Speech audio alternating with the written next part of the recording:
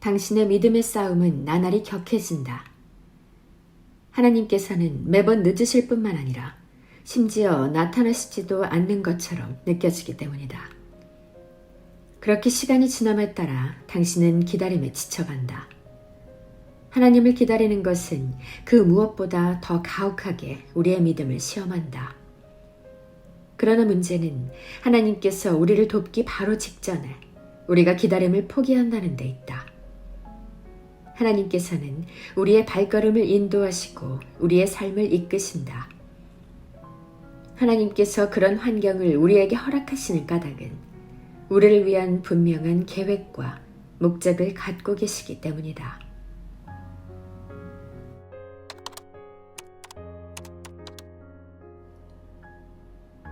안녕하세요, 셀리나입니다. 오늘 날씨가 굉장히 좋아요. 아주 따뜻한 봄 날씨인데요. 오늘 날씨처럼 따뜻한 책을 준비해 왔습니다. 책 제목은 기다려라는 책이고요. 굉장히 유명한 책이라서 이미 많은 분들이 읽어보셨을 거라는 생각이 듭니다. 기독교 사적이고요. 저는 몇 년 전에 이미 읽었어요. 그런데 이번에 소개시켜드리기 위해서 다시 한번 읽어봤는데 또 새롭게 다가오더라고요. 새로운 부분에서 굉장히 감동을 받았고 위로를 받았고 또 깨달음도 얻게 됐던 그런 좋은 책입니다. 자, 책 앞표지에 보니까 이렇게 써있네요. 힘들지, 하지만 널 위해 내가 허락한 시간이다. 네, 바로 가까이에서 제 귀에다 대고 해주시는 그런 하나님 말씀 같다는 생각이 들었습니다. 이 책은 주님, 저 언제까지 기다려야 하나요? 라는 수많은 사람들의 물음에 대한 하나님의 음성 같은 그런 책이에요.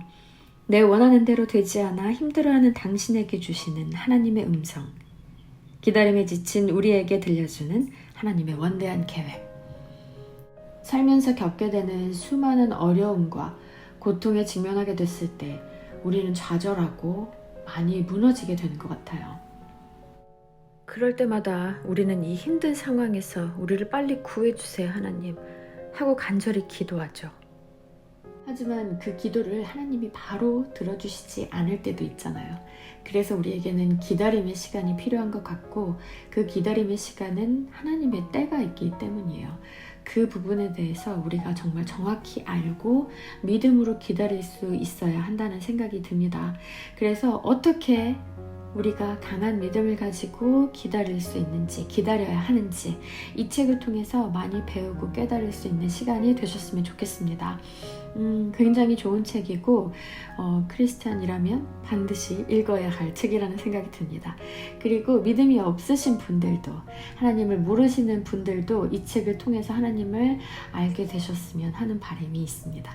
그러면 제가 좋은 부분, 제 마음에 와닿았던 부분 지금부터 한번 읽어드리도록 하겠습니다. 같이 함께 볼게요. 하나님의 침묵. 우리의 삶은 아무 예고 없이 갑자기 한순간에 더 나쁜 쪽으로 급변할 수 있다. 우리는 단단한 땅을 딛고 서 있다고 확신하는 바로 그때 가라앉기 시작하는 것을 느끼며, 그럴 때 우리가 할 수 있는 일이라고는 그저 전적인 무력함 속에서 하나님께 울부짖는 것뿐이다. 우리가 그렇게 기다림의 장소에 이를 때 하나님께서는 그저 침묵하고 계신 것처럼 보인다. 어쩌면 당신은 과거에 하나님의 도움을 기다려본 적이 있을지 모르고 또 하나님의 도우심을 체험한 적이 있을지도 모른다. 하지만 웬일인지 이번에는 그 어디에서도 하나님의 도움의 손길을 발견하지 못한다. 하나님의 침묵은 당신을 계속 주저앉히기만 할 뿐이다. 절망적일 때의 하나님의 침묵은 아무리 노력해도 감당하기 어렵다. 그것은 우리를 좌절시키고 매우 고통스럽게 한다. 지금 하나님은 저 멀리 계신 것처럼 보인다.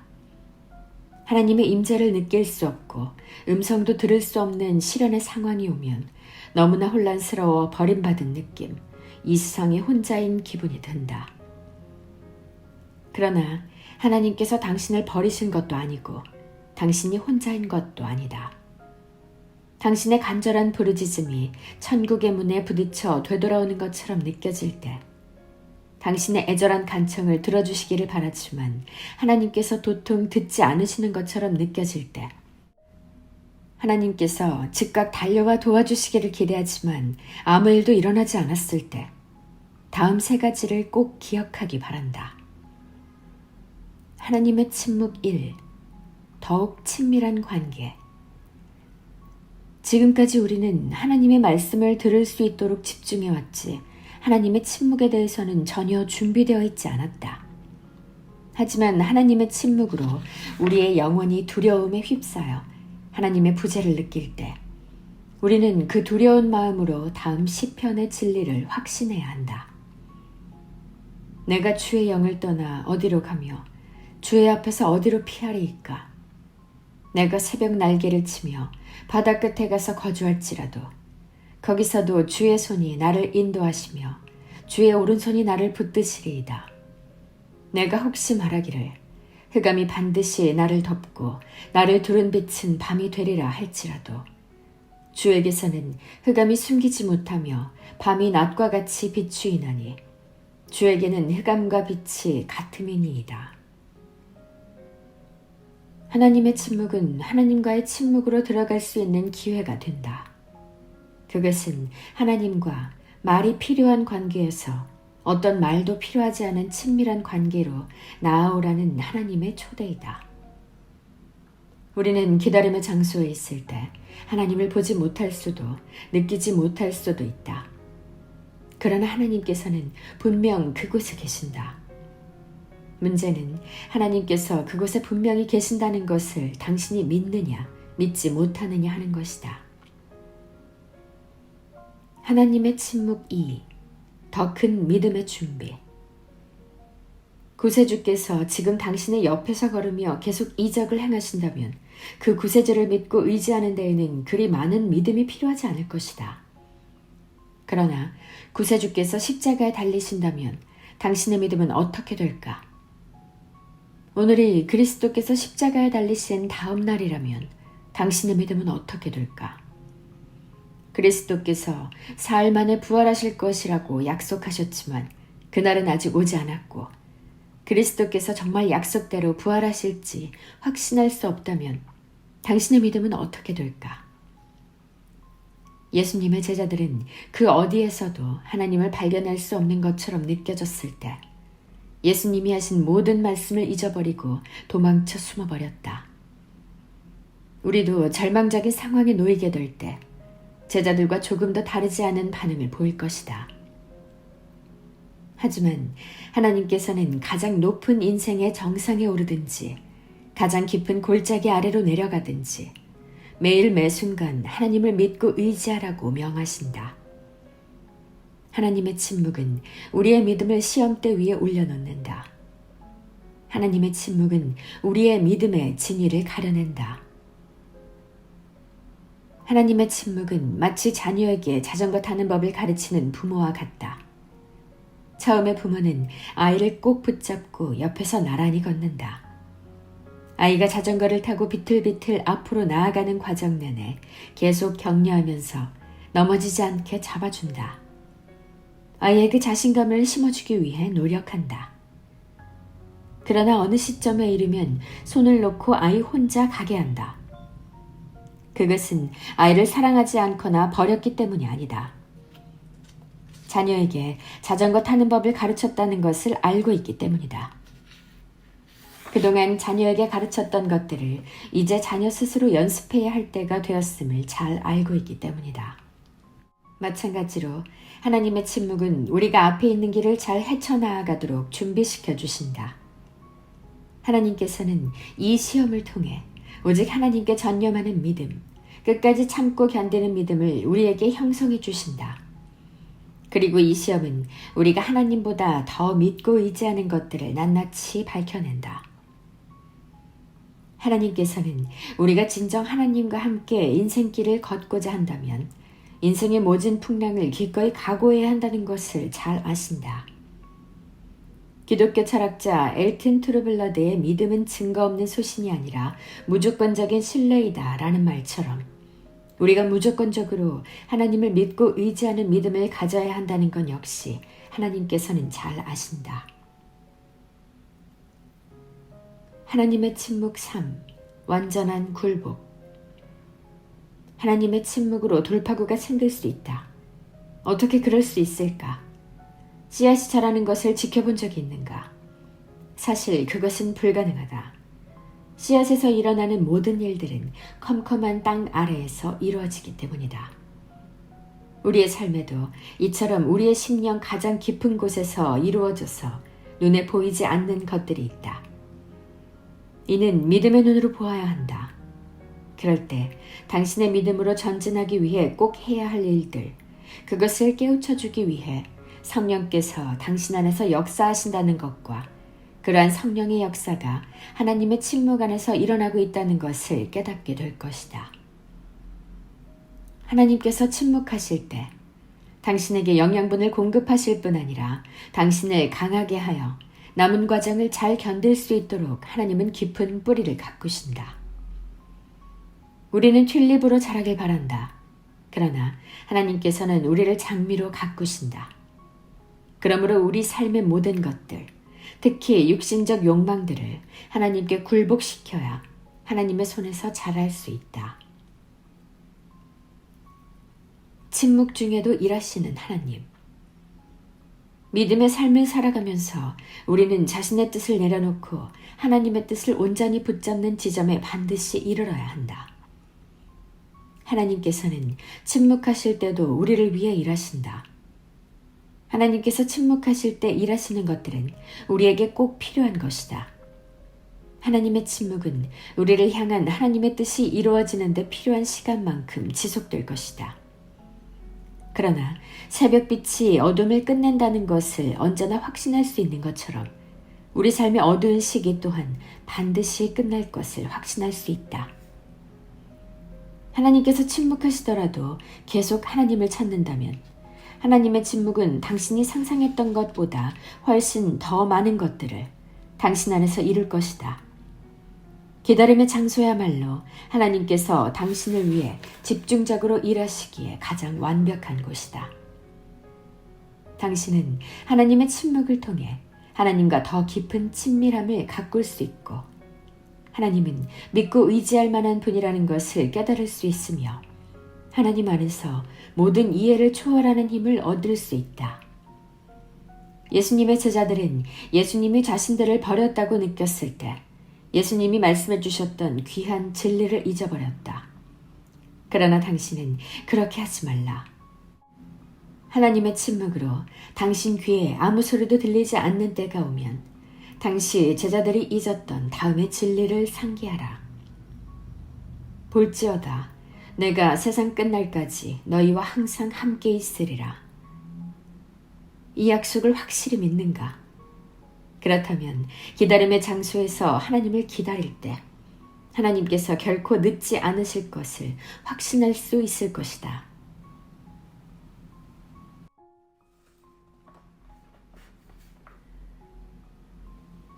고통의 목적. 우리를 시련의 골짜기로 데려가 산산이 부서뜨리고 깨트리는 하나님의 길은 우리의 교만, 즉 하나님으로부터 독립하여 무엇이든 자의적으로 행하려는 우리 내면의 욕구를 처리하기 위한 하나님의 방법이다.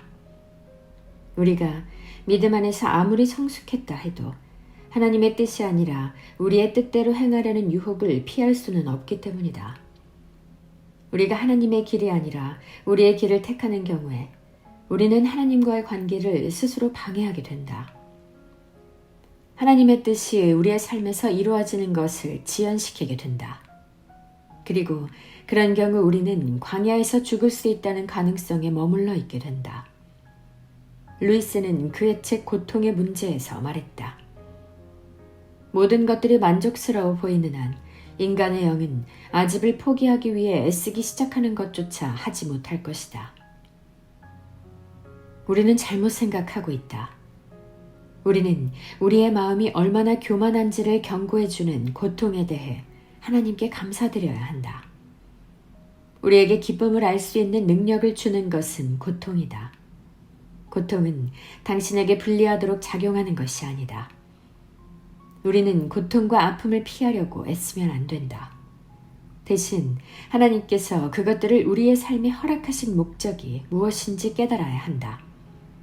고통의 목적이 우리의 시선을 하나님께 돌리기 위함이고 우리에게 하나님이 필요하다는 것을 받아들이도록 요구하기 위함이라는 것을 깨달아야 한다. 이것이 바로 우리 삶의 고통의 의미이며 목적이다. 이는 우리로 자기를 의지하지 말고 오직 죽은 자를 다시 살리시는 하나님만 의지하게 하심이라. 우리의 고통의 목적이 있다는 말은 깨닫기도 어렵거니와 믿기는 더 어려운 말이다. 하지만 우리 삶의 고통에는 하나님의 분명한 목적이 있다. 깨어짐과 부서짐의 이 길, 하나님께서 우리 안에서 행하고 계신 이 길은 믿음을 얻기 위한 대가, 또 어떤 상황에서든지 하나님을 믿고 의지하는 법을 배우기 위한 수업료 치고는 너무 비싸 보일지 모른다. 그러나 그렇게 보인다면 그것은 우리가 그러한 믿음의 가치를 지나치게 과소평가하는 경향이 있기 때문이다.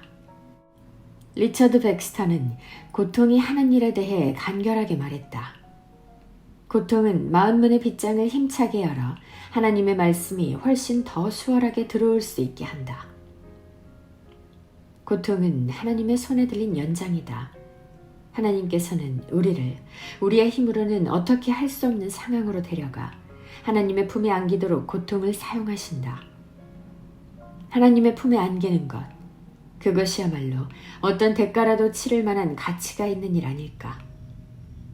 하지만 우리 믿음은 하나님께서 우리의 고통을 사용하신다는 사실을 좀처럼 받아들이지 못한다. 그 사실에 흔쾌히 동의하는데 적지 않은 시간이 걸린다. 하나님께서 우리를 고통의 길로 데려가시는 까닭이 그것 때문이다. 우리가 그 길을 따라 걷는 동안 많은 것들을 가르치고 깨우쳐주고자 하시기 때문이다.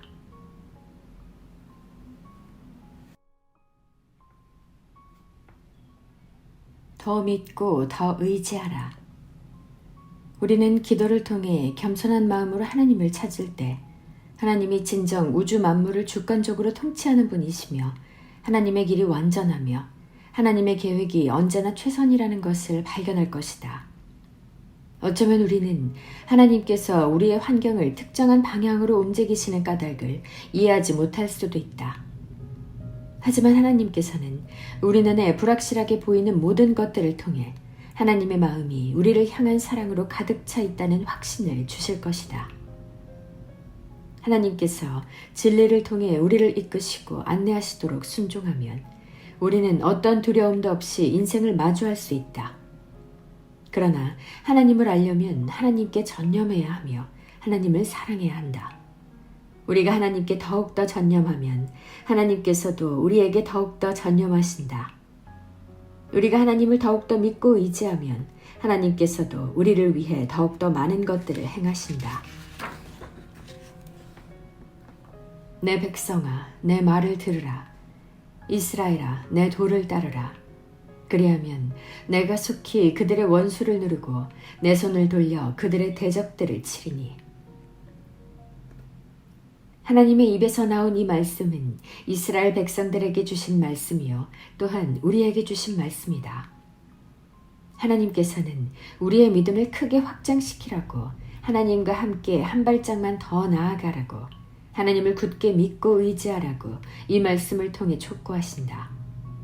만일 그렇게 하기만 하면 하나님께서 당신이 상상할 수 있는 이상의 일들을 당신을 위해 해주실 것이요. 당신은 그 사실을 분명히 목격하고 체험할 것이다. 하나님께서는 우리가 하나님의 길로 걷기를 갈망하신다. 하나님께서 우리를 위해 계획해 놓으신 모든 것들을 그저 어렴풋하게라도 알 수 있다면 가장 좋은 것들이 바로 앞에 놓여 있는 것이 보일 것이다. 그러므로 너희가 이제 여러 가지 시험으로 말미암아 잠깐 근심하게 되지 않을 수 없으나 오히려 크게 기뻐하는도다. 하나님께서는 우리를 위한 가장 좋은 것들이 무엇인지 잘 아신다. 오직 하나님만이 미래가 가진 것들을 아신다. 우리는 여러 번 축복의 문에 당도하지만 우리의 길, 우리의 욕구, 우리의 권리를 원해서 엉뚱한 문으로 들어간다. 우리는 잘못된 길을 택한다. 그런 일이 일어나면 하나님께서 우리를 위해 준비해 놓으신 가장 좋은 것들을 놓치게 된다. 믿는 것이 곧 보는 것. 우리는 곰곰이 생각한 뒤에 단언한다. 하나님을 이해할 수 있을 때 하나님이 나를 위해 강력하게 역사하시는 것이 보이면 그때 가서 하나님을 신뢰할 거야. 그러나 그런 생각으로는 하나님을 신뢰하는 데 이르지 못한다. 하나님을 굳게 믿고 의지하는 데 이를 수 없다. 믿는 것이 곧 보는 것이기 때문이다. 예수께서 이르시되 너는 나를 본고로 믿느냐 보지 못하고 믿는 자들은 복되도다 하시니라. 우리는 인생의 역경과 시련이 엄습할 때 하나님께 더 가까이 나아간다. 그러나 하나님과 친밀한 관계를 쌓는데 요구되는 믿음이 흔들리는 것을 깨닫는다. 때로 하나님께서 산을 움직여주지 않으시기 때문이다. 때로는 하나님과 하나님의 약속을 굳게 믿고 의지하다가 오히려 의심이 생기기 때문이다. 그리고 그렇게 시간이 흘러도 아무 일도 일어나지 않기 때문이다. 그럴 때 필립 얀시가 말한 내가 고통당할 때 하나님은 어디 계십니까? 하는 우리의 외침은 더 깊은 절망의 탄원이 된다. 나를 아프게 하는 것들이 도통 그칠 생각을 하지 않는 이때에 하나님은 어디 계십니까?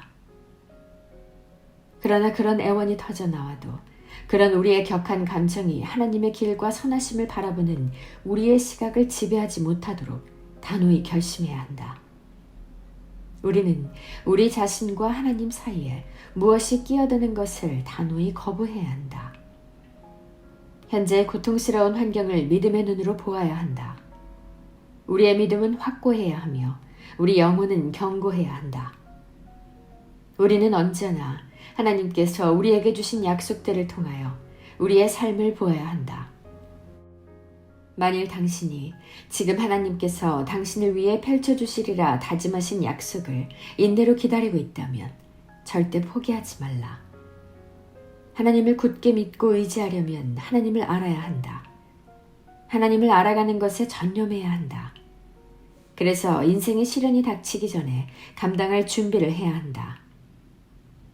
우리는 노아가 방주를 건축할 때 비가 내리지 않았다는 사실을 잊어서는 안 된다.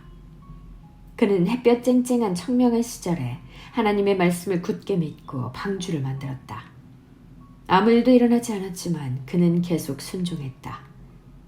그는 방주를 짓는 자신의 행위에 타당성을 부여해 줄 만한 자연현상이 전혀 일어나지 않았을 때도 계속 하나님께 순종했다.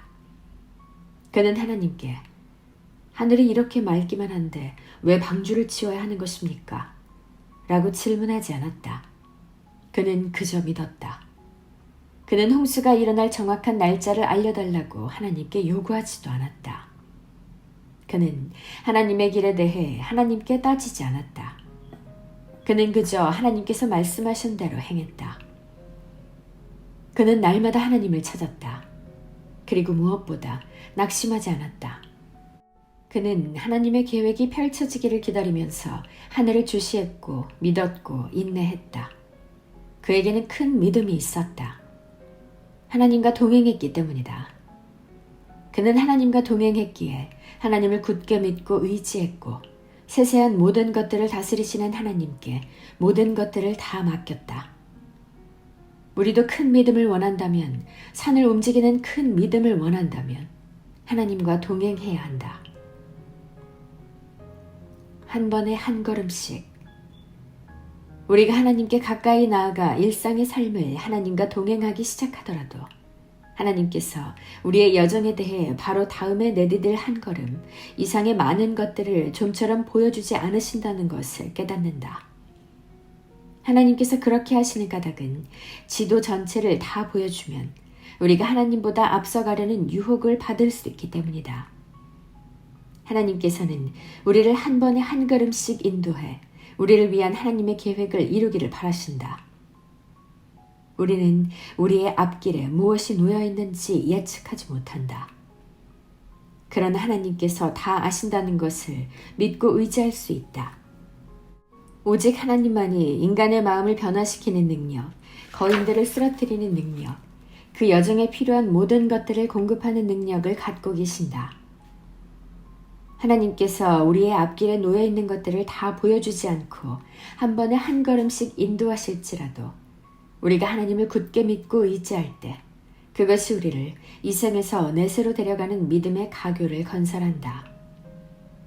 내가 지혜로운 길을 네게 가르쳤으며 정직한 길로 너를 인도하였은즉 다닐 때에 내 걸음이 곤고하지 아니하겠고 달려갈 때에 실족하지 아니하리라. 저절로 열리는 문. 오래전 시골길에는 저절로 열리는 대문이 있었다. 시골길을 지나는 통행자들은 도로 맞은편에 커다란 대문을 발견한다. 그런데 그 대문에 당도하기 전에 멈추면 그 대문은 열리지 않는다. 하지만 그 대문을 향해 돌진하면 마차의 바퀴가 도로 아래 설치된 스프링을 눌러 대문이 스르르 열리기 때문에 대문을 통과할 수 있다. 우리도 믿음의 길에서 그런 식으로 나아가야 한다. 하나님께서 우리 앞에서 걷고 계신다는 것을 믿고 의지해야 한다. 우리가 걷는 이 믿음의 길이 하나님께서 잘 알고 계신 길이라는 것을 확신해야 한다. 그 길 곳곳에 놓여있는 장애물에 시선을 빼앗겨서는 안 된다. 강을 만나면 마르게 해주실 것이요 산을 만나면 옮겨주실 것이라 확신해야 한다. 그리고 설령 그렇게 하지 않으실지라도 더 좋은 길을 아신다고 확신해야 한다. 어쩌면 하나님께서 우리의 삶을 향한 하나님의 계획과 목적의 이면에 있는 세세한 내용들을 전혀 알려주지 않을지도 모른다. 사실대로 말하면 그런 것들은 기대하지 않는 편이 더 낫다. 하지만 전심전력으로 하나님을 찾고 하나님과 동행하고 순종하면 다음 발걸음을 내딛는 데 필요한 모든 것들을 밝혀주실 것이다. 우리가 언제나 하나님의 뜻을 알 수 있는 것은 아니다. 그렇다고 하나님의 뜻을 깨우쳐 달라고 기도하면 안 되는 것도 아니다. 우리의 눈에 무엇이 보이든 하나님께서는 분명 우리를 위해 역사하신다. 하나님께서 하실 수 있는 일에는 한계가 없다. 우리가 현재의 고단한 상황의 무게를 측정할 때마다 우리는 하나님의 신실하심을 반드시 고려해야 한다. 오직 하나님만이 이 시련의 지속기간을 정하신다. 감당 못할 시험을 허락하지 않으시며 시험을 주시면 감당할 능력도 주신다. 우리는 하나님의 약속을 통해 이것을 분명히 확신할 수 있다. 이에 대해 찰스 스탠리는 간결하게 말했다. 하나님께서는 하나님의 목적을 이루는 데 필요한 시간보다 더 오래 지속되는 역경을 결코 허락하지 않으신다.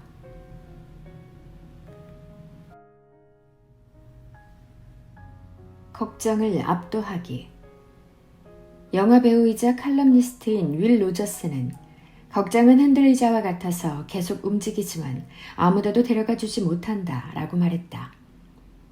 걱정은 우리를 압도하는 힘을 갖고 있다. 우리 삶을 초췌하게 만든다. 저포자기의 절망적인 상태에 계속 가두어 놓는다.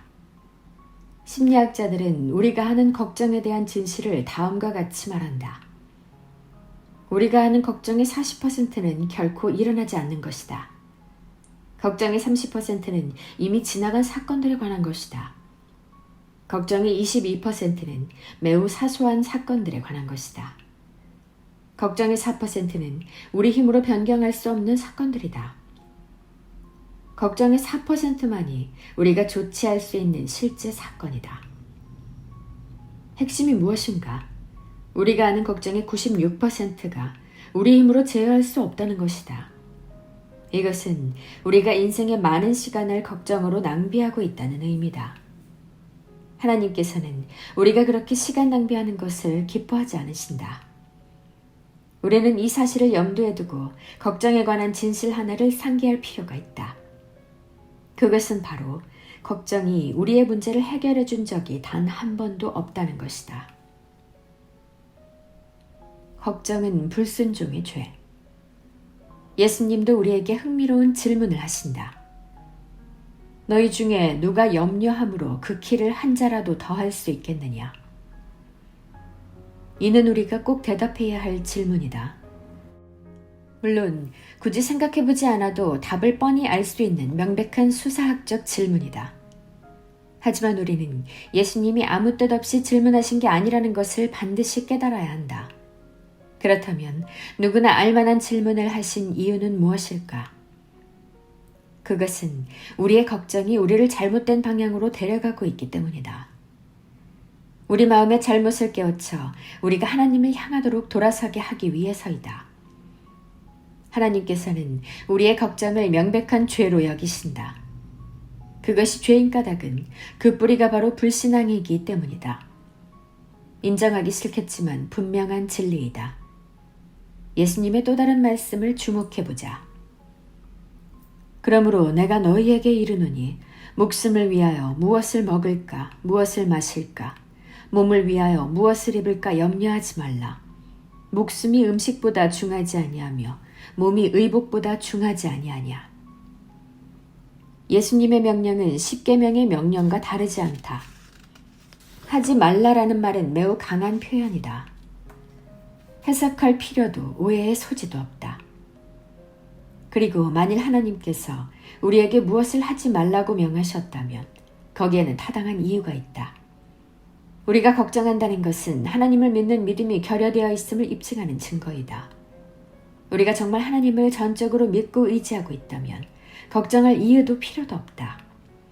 마태복음 6장에서 우리의 죄를 꿰뚫는 예수님의 예리한 음성을 다시 한번 들어보라. 또 너희가 어찌 의복을 위하여 염려하느냐? 들의 백합화가 어떻게 자라는가 생각하여 보라. 수고도 아니하고 길쌈도 아니하느니라. 그러나 내가 너희에게 말하노니 솔로몬의 모든 영광으로도 입은 것이 이 꽃 하나만 같지 못하였느니라. 오늘 있다가 내일 아궁이에 던져지는 들풀도 하나님이 이렇게 입히시거든. 하물며 너희일까 보냐. 믿음이 작은 자들아. 이 말씀은 얼핏 우리를 책망하는 것처럼 들리지만 실상은 우리를 자유롭게 해준다. 예수님은 이 말씀을 통해 우리의 삶에 매우 심오하고 강력한 영향을 끼칠 평화에 이르는 길을 가르치신다. 무엇보다 우리는 걱정을 죄로 인정해야 하며 우리의 죄를 지속적으로 자백해야 한다. 자백하지 않은 죄를 가지고 있는 한 평화를 얻을 수 없다. 예수님은 마태복음 6장에서 걱정하지 말라고 3번 명령하신다. 이는 걱정이 하나님의 명령에 순종하지 않는 불순종의 죄라는 것을 의미한다. 하나님께서는 걱정할 필요가 없다고 우리에게 말씀하신다. 쓸데없는 걱정을 하면서 살아갈지 아니면 하나님을 신뢰하면서 살아갈지 선택하라고 말씀하신다. 우리가 우리의 죄에 대한 책임을 질 수 있고 또 거기에서 돌아설 수 있다고 가르치신다. 우리가 걱정이라는 죄를 하나님 앞에서 자백하면 하나님께서는 우리의 마음과 생각을 지켜줄 평화를 주실 것이다. 그것은 우리에게 반드시 필요한 평화이다. 그 평화는 인생의 혼란스러움으로부터 우리를 지켜줄 하나님의 평화이다. 아무것도 염려하지 말고 다만 모든 일에 기도와 간구로 너희 구할 것을 감사함으로 하나님께 아뢰라. 그리하면 모든 지각이 뛰어난 하나님의 평강이 그리스도 예수 안에서 너희 마음과 생각을 지키시리라. 믿는 사람답게 살아라. 하나님께서는 걱정하는 대신 기도하라고 명하신다. 우리가 하나님은 정말 믿고 의지할 수 있는 분이시다라는 것을 배우는 때가 바로 기도할 때, 하나님과 하나님의 약속을 찾을 때이다. 우리는 하나님을 믿는다고 말한다. 진정 그렇다면 당연히 믿는 사람답게 살아야 한다. 우리는 하나님이 존재하지 않는 것처럼 살아가는 대신 하나님을 굳게 믿고 의지해야 한다. 사실 우리가 갖고 있는 문제는 걱정이 아니다. 우리가 갖고 있는 진짜 문제는 믿음의 부족이다. 우리의 걱정은 하나님의 사랑과 능력, 지혜에 대한 부정이다. 받아들이기 어렵겠지만 하나님께서는 그 크신 사랑과 지혜로 울부짖으며 하나님의 자비를 구할 수 있는 곳으로 우리를 데려가신다. 우리는 의심과 절망의 순간 걱정이 압도당하는 순간에도 헛되이 돌아오지 않을 하나님의 약속 위에 있을 수 있다. 내 입에서 나가는 말도 이와 같이 헛되이 내게로 되돌아오지 아니하고 나의 기뻐하는 뜻을 이루며 내가 보낸 일에 형통함이니라. 하나님께서는 믿을 수 없을 만큼 우리에게 놀라운 약속들을 주신다. 그 약속들 위에 우리 삶의 토대를 닦게 하신다. 하지만 우리는 너는 마음을 다하여 여호와를 신뢰하고 내 명철을 의지하지 말라 라는 하나님의 명령을 정면으로 거스른다. 그리고 마음을 다하여 하나님을 신뢰하는 대신 우리 자신의 명철을 의지하여 인생의 위기 상황을 만날 때마다 걱정에 굴복한다. 사실 우리는 우리의 기도가 하나님의 보좌는커녕 천국문 앞에조차 이르지 못하는 것 같은 느낌이 들어도 기도는 계속한다. 하지만 찬양하는 것은 자주 잊어버리는 것 같다. 찬양은 우리의 의심을 믿음으로 바꾸고 걱정을 제거한다. 우리가 찬양할 때 그 찬양은 하나님께서 이루셨으니 라고 말하는 것과 같다. 하나님께서 주시는 것들을 사모해서가 아니라 하나님 한 분만을 사모해서 찬양하는 것이다. 찬양과 걱정을 동시에 하는 것은 불가능하다. 우리는 걱정의 길에서 한 걸음 비켜나가는 법을 배워야 한다. 우리가 우리의 삶에서 이룰 수 있는 것보다 훨씬 더 많은 것들을 하나님께서 이루실 수 있다는 것을 믿어야 한다. 우리는 의구심이 들더라도 하나님을 믿어야 할 필요가 있다. 하나님께서 우리 눈에 보이는 것보다 훨씬 더 분명한 목적과 의도를 가지고 우리의 삶에서 역사하신다는 것을 깨달을 필요가 있다. 하나님께서 진정 역사하고 계신다면 우리는 그저 편히 쉴 수 있다.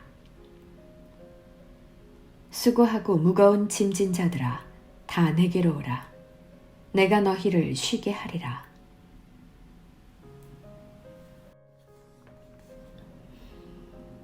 네, 책 여기까지 읽어봤습니다.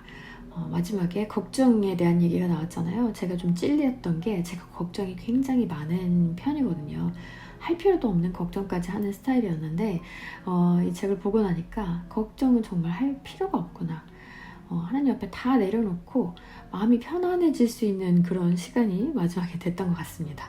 여러분들도 이 책을 통해서 기다림을 즐겁고 행복하게 기다릴 수 있고 걱정을 다 내려놓을 수 있는 그런 마음을 가지실 수 있는 그런 책이 되었으면 좋겠습니다. 네, 그러면 오늘은 여기까지 할게요. 다음에 또 좋은 책으로, 더 좋은 책으로 찾아오겠습니다. 고맙습니다. 안녕.